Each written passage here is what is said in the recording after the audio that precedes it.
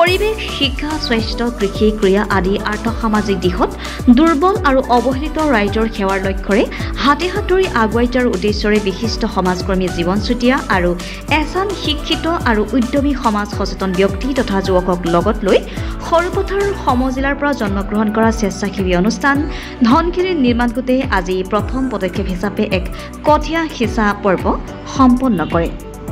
ধনশিৰি নিৰ্মাণ গোটে প্ৰথম দিনটোত ৰেংমাই পথাৰৰ প্ৰায় 1.5 বিঘা মাটিত কঠীয়া সিঁচে। গোটটোৱে সৰ্বমুঠ 500 বিঘা মাটিত কঠীয়া পাৰিব বুলি জানিবলৈ দিছে। কঠীয়াসমূহ পৰিণত হোৱাৰ পিছত বানপানীত ক্ষতিগ্ৰস্ত আৰু দুৰ্গত কৃষক ৰাইজৰ মাজত বিতৰণ কৰিব। ধনশিৰি নিৰ্মাণ গোটে ভৱিষ্যতেও সমাজৰ বিভিন্ন উন্নয়নমূলক কাম কৰাৰ লক্ষ্য বান্ধি লৈছে। সৰুপথাৰ সমজিলাৰ বহুকেইজন উদ্যমী যুৱকক লগত লৈ সকলোৰে বিভিন্ন সময়ত সমাজৰ বিভিন্ন ধৰণে সেৱা আগবঢ়াৰ বহু তেনেধৰণৰ যুৱক আছে, যিসকলে সমাজক সদায় সেৱা কৰাৰ ইচ্ছা প্ৰকাশ কৰে। গতিকে তেনেধৰণৰ বহু যুৱকক একত্ৰিত কৰি আমাৰ এই বিশেষকৈ সৰুপথাৰ সমজিলাৰ শিক্ষা, স্বাস্থ্য, কৃষি তথা আৰ্থসামাজিক দিশত সমাজৰ যিসকল ৰাইজ বৰ্তমানো অৱহেলিত আৰু পিছ পৰি আছে, তেখেতসকলক আমি আগবঢ়াই নিয়াৰ কাৰণে সকলো একত্ৰিত হৈ এক আমি স্বেচ্ছাসেৱী অনুষ্ঠান গঢ় দিছোঁ। আৰু সেই অনুষ্ঠানটোৰ নাম হৈছে ধনশিৰি নিৰ্মাণ গোট। আৰু এই ধনশিৰি নিৰ্মাণ গোটত আমি সকলো একে ভাৱধাৰাৰ যুৱকসকল একত্ৰিত হৈ, আমাৰ ইয়াত মহিলাও আছে, সকলো একত্ৰিত হৈ আমি সমাজৰ কাৰণে কাম কৰাৰ কাৰণে আমি আগবাঢ়িছোঁ। আৰু এই নৱনিৰ্মিত নতুনকৈ গঠিত হোৱা ধনশিৰি নিৰ্মাণ গোটৰ আজি প্ৰথম কাৰ্যসূচী আজি 1 জুলাই। এই 1 জুলাইত আমি আমাৰ অসমত সঘনাই হৈ থকা বানপানীত বহু কৃষক ক্ষতিগ্ৰস্ত হয়, আৰু তেখেতসকলক বানপানী বা অন্যান্য দুৰ্যোগত ক্ষতিগ্ৰস্ত কৃষকসকলক সকাহ দিয়াৰ উদ্দেশ্যে আমি কঠীয়া পৰাৰ এক ব্যৱস্থা কৰিছোঁ। আৰু সেই উদ্দেশ্যলৈ আজি আমি প্ৰথম কাৰ্যসূচী কঠীয়া সিঁচাৰ কাৰ্যসূচী আমাৰ ৰজাপুখুৰী পঞ্চায়তৰ অন্তৰ্গত ৰেংমাই পথাৰত আজি আমি আৰম্ভ কৰিলোঁ।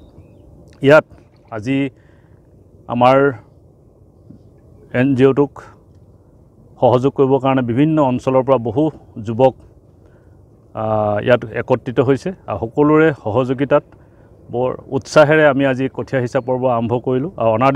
আৰু আগলৈও আমি বিভিন্ন ধৰণৰ আমি কাৰ্যসূচী আমি লৈছোঁ, আৰু সেই কাৰ্যসূচীবিলাক আমি খুব কম দিনৰ ভিতৰত আমি সৰুপথাৰ সমজিলাৰ প্ৰতিটো অঞ্চললৈ, গাঁৱলৈ গৈ আমি এই কামসমূহ আমি আগবঢ়াম।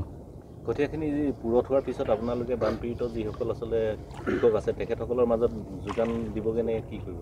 নাই, আমাৰ যেতিয়া তেনেধৰণৰ কথাবিলাক আহিব বিভিন্ন ঠাইৰ পৰা আমাক নিশ্চয় যোগাযোগ কৰিব। আমি ইতিমধ্যে প্ৰচাৰ মাধ্যমত এই কথাবিলাক আমি প্ৰকাশ কৰিম। আৰু যিবিলাক অঞ্চলত তেনেধৰণৰ দুৰ্যোগ হ'ব, তেখেতসকলে যদি আমি কঠীয়াখিনি লৈ যোৱাৰ তেওঁলোকে ব্যৱস্থা কৰে, তেওঁলোকে লৈ যাব পাৰিব। আৰু যদি তেনেকুৱা অসুবিধা আমি সেই ঠাইত লৈ গৈ দিয়াৰো ব্যৱস্থা কৰিম। আমি যেনেধৰণে প্ৰয়োজন বোধ হ'ব সেইধৰণে আমি কামখিনি আগবঢ়াই লৈ যাম। আজি কিমান মাটিত কঠীয়া পাৰিলে? আজি আমি সদ্যহতে প্ৰায় ইয়াত 1.5 বিঘামান মাটি ৰেডি কৰিলোঁ, আৰু ইয়াৰ পৰৱৰ্তী পৰ্যায়ত আৰু আমি 2-3 বিঘা মাটি আৰু ৰেডি কৰাৰ প্ৰস্তুতি কৰিছোঁ। মোটামুটি আমি 6-7 বিঘা কঠীয়া পৰাৰ এটা ব্যৱস্থা কৰিছোঁ, আৰু আমি প্ৰথম পদক্ষেপ হিচাপে আমি এইখিনি আগবঢ়াইছোঁ। আৰু ভৱিষ্যতৰ দিনত এনেধৰণৰ আৰু প্ৰচেষ্টা আমাৰ থাকিব। আজি ধনশিৰি সমজিলাৰ এই ৰেংমাই পথাৰত জীৱন চুতীয়া দেৱৰ উদ্যোগত যিটো আমি নতুনকৈ উদ্যোগ গঢ়ি উঠিছে, এটা ধনশিৰি নিৰ্মাণ গোট বুলি এটা NGO, আৰু সেই NGOৰ আণ্ডাৰত আজি যিমানখিনি ইয়াত কৰ্মোদ্যম যুৱক আছে, ইয়াত পথাৰত আমি লগ খাইছোঁহি। তাতে মোকো নিমন্ত্ৰণ জনালে, তেখেতক মই মোৰ ফালৰ পৰা ধন্যবাদ জনাইছোঁ। আৰু যিটো উদ্যোগ যিটো উদ্যমেৰে ইয়াত তেওঁলোকে ওলাই আহিছে, মই ভাবিছোঁ এই নতুনকৈ গঠন হোৱা ধনশিৰি নিৰ্মাণ গোটটো অতি সোনকালে সুন্দৰভাৱে ফলিব, আৰু ইয়াৰ পৰা আমি ভাল কাম কিছুমান কৰিব পাৰিম। আৰু যিটো মহৎ উদ্দেশ্য লৈ তেখেতে এই কামখিনি আগবাঢ়িছে, তেখেতো গোট খুৱাই ল'ৰাখিনিক গোট খুৱাই যিখিনি কাম কৰিবলৈ আগবাঢ়িছে তেওঁ ছাকচেছফুল হওক আমি আশা কৰিছোঁ আৰু ভগৱানৰ ওচৰত প্ৰাৰ্থনা কৰিছোঁ যাতে এনেধৰণে আমি গোট খাই জিলাখনৰ উন্নতি হকে যিকোনো ক্ষেত্ৰত একগোট হৈ কাম কৰি আগবাঢ়ি যাম বুলি আমি আশা কৰিছোঁ।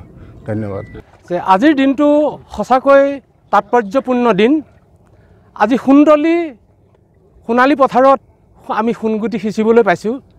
ধনশিৰি সমজিলাৰ ধনশিৰি যি NGO নিৰ্মাণ গোট ধনশিৰি নিৰ্মাণ গোটে যি আজি কাৰ্যসূচী আয়োজন কৰিলে এই কাৰ্যসূচীক আমি সমূহ কৰ্মকৰ্তালৈ ধন্যবাদ জনাইছোঁ। আচলতে আজি এটা কথা ক'ব লাগিব, নামেই যাৰ পৰিচয়। যিজন ব্যক্তি এজন সমাজসেৱক, সমাজ সচেতক আৰু মানৱ দৰদী, সেইজন ব্যক্তিৰ গাঁঠিৰ ধন ভাঙি ধনশিৰি মহকুমাত এটা বৃহৎ কাৰ্যসূচী লৈছে। তেওঁৰ উদ্যম্য, তেওঁৰ সাহসে